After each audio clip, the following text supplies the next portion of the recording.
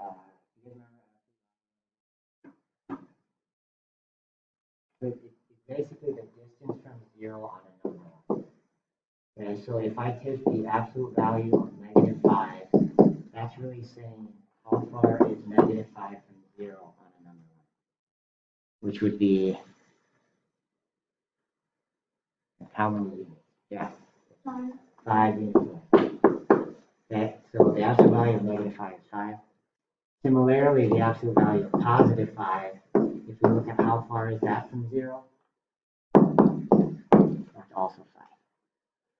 Okay, so what gets tricky on this question is the x is inside of the absolute value. And the way I think of this question is I have something inside of the absolute value. I just call it the squiggle monster. And that has to be equal to 11. All right, so I kind of think like what numbers could be right here that would make it come out to be 11. So like what numbers have a distance from 0 that's equal to 11? Yeah, it's 11 and okay, so visually, distance from 0 that's 11 away is -11 and +11.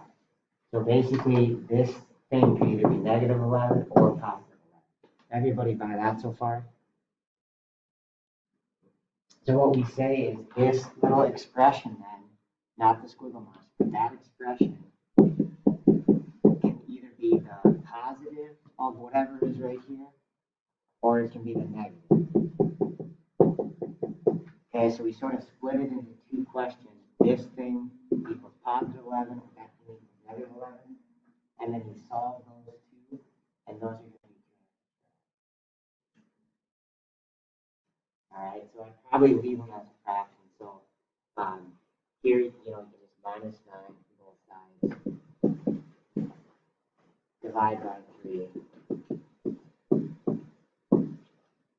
Okay, and you can just leave it as a fraction. Same thing here, -9,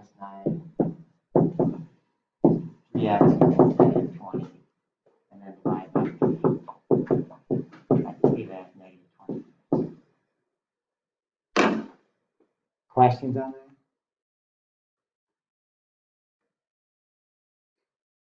And again, that's a review one from chapter 1. Each lesson will have some review questions part of it, just to build it in so you don't forget the stuff.